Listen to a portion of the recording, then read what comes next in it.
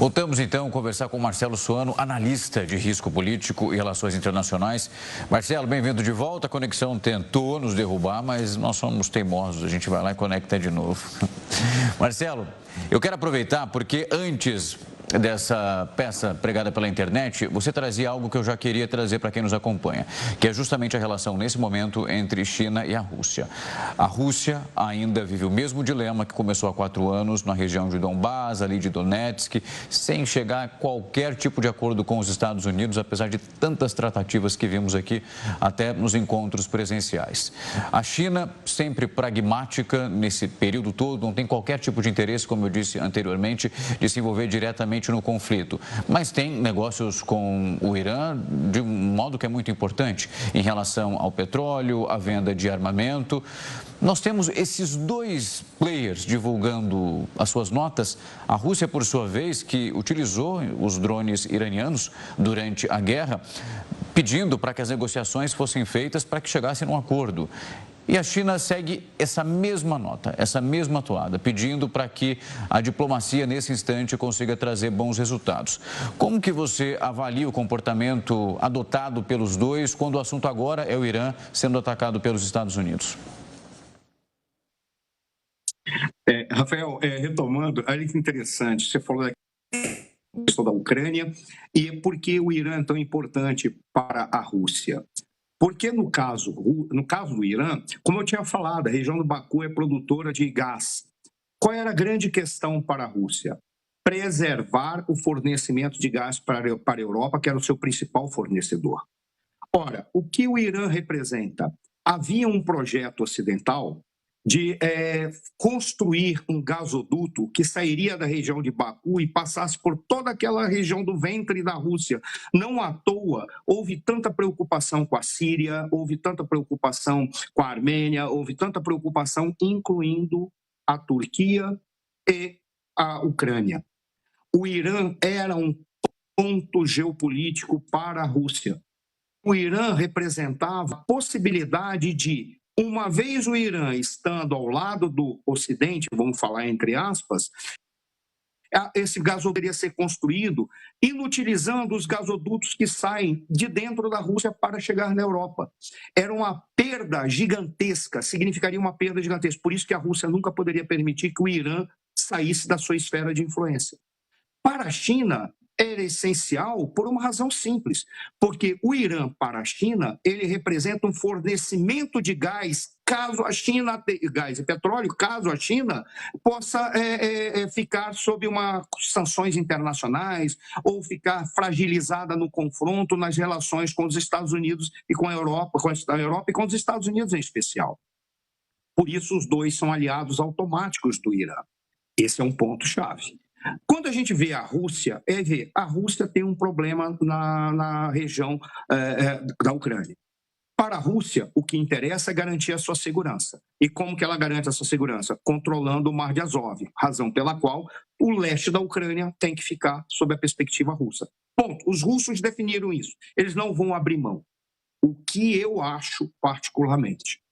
O Trump deve ter negociado com a Rússia que não vai mexer nessa exigência russa, vai aceitar. E os russos devem estar se posicionando da seguinte maneira: tudo bem, se mudar o regime, eu apenas exijo que vocês não venham brincar de construir novos gasodutos. O que passa pela minha cabeça, podendo eu estar errado, mas diante do quadro é o que me parece mais evidente. Tanto que as manifestações de Rússia e China, e em especial da Rússia, foi: isso vai contra o direito internacional, nós vamos acionar a ONU para exigir uma solução diplomática. É curioso isso da Rússia, né?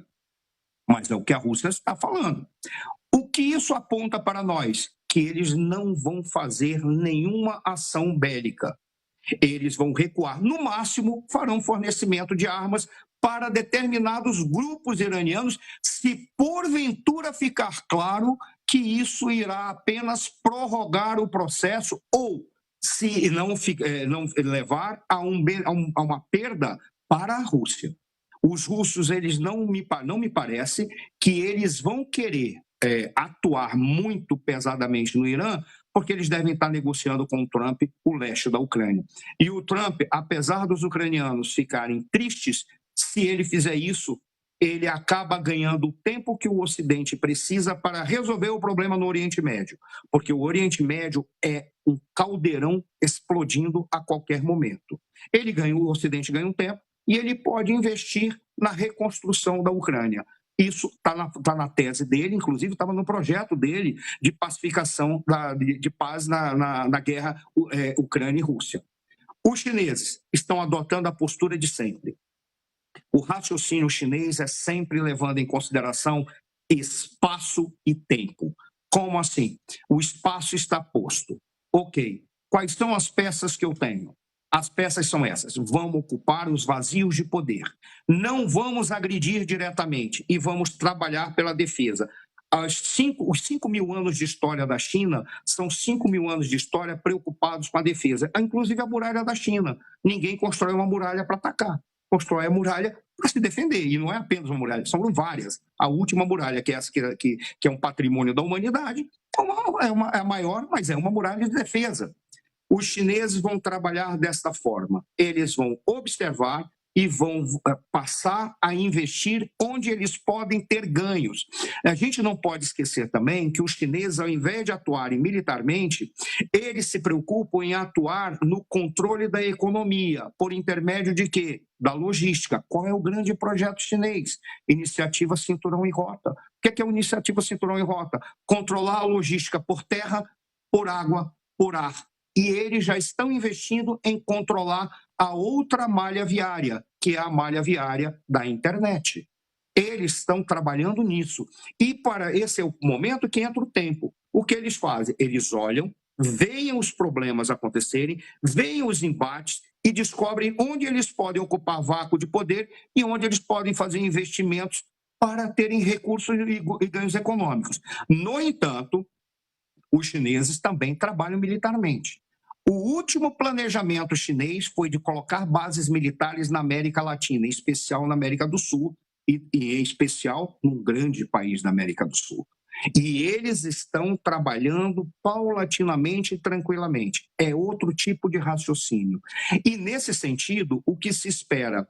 Todos vão esperar para ver o desenlace deste processo, que é provavelmente a queda de um regime e a sua substituição por outro, independentemente de já haver um possível substituto para Ali Khamenei. O problema é, uma vez que cai um ditador, normalmente o ditador se preocupa em não permitir o brilho daqueles que estão em volta deles, o que isso gera competição constante.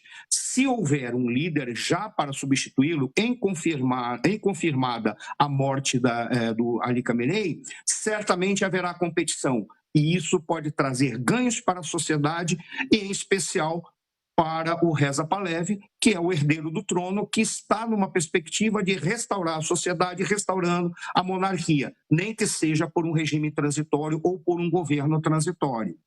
China e Rússia estão agindo calculadamente, porque eles jamais imaginariam que poderia surgir no Ocidente um líder com vontade e com predisposição a restaurar uma ordem internacional, que era o que não estava acontecendo. Basta ver as manifestações dos europeus agora. Não é comum ver os europeus se manifestando da maneira como se manifestaram, inclusive em apoio ao que os norte-americanos fizeram, independentemente do que os democratas estão fazendo nos Estados Unidos. Todos praticamente se manifestaram dizendo que estão apoiando o regime, o ato, seja diretamente, seja indiretamente. Alguns estão dizendo que não dava mais para suportar esse regime tirânico contra o seu povo. Outros dizem não, os Estados Unidos fizeram corretamente. Os europeus não fizeram isso antes, não estavam fazendo isso. Muito pelo contrário, sempre se apresentavam protocolarmente, quase defendendo ou legitimando as violências que vinham do regime contra os seus povos, não apenas no caso do Irã, mas na Venezuela e em vários outros lugares. Em síntese, eles não esperavam o surgimento de alguém que pudesse ter esse tipo de comportamento. Eu não vou dizer com bravura, coragem ou qualquer coisa que seja, que é para não fazer juízo de valor e de repente eu estar errado, mas eu diria sim, que tivesse predisposição a esse tipo de comportamento e capacidade de decidir para ir até o final. Marcelo, quero agradecer muito o tempo e a disponibilidade para vir aqui conversar com a gente, fazer a leitura desse cenário que começa a partir desse sábado. Pelo menos nós vamos acompanhar minuto a minuto quais são as últimas atualizações, as confirmações, os relatórios também que são divulgados nesse movimento internacional tão preocupante que é iniciado a partir desse sábado. Muito obrigado por falar com a gente. Eu agradeço, Rafael. Como eu falei antes, é um prazer, uma honra e um orgulho contribuir com o trabalho de vocês. O trabalho de vocês é maravilhoso. E eu me sinto nobilitado em poder trabalhar, contribuir com o trabalho de vocês. Muito obrigado. Em nome de toda a equipe, eu agradeço os elogios. Uma ótima tarde para você. Até mais.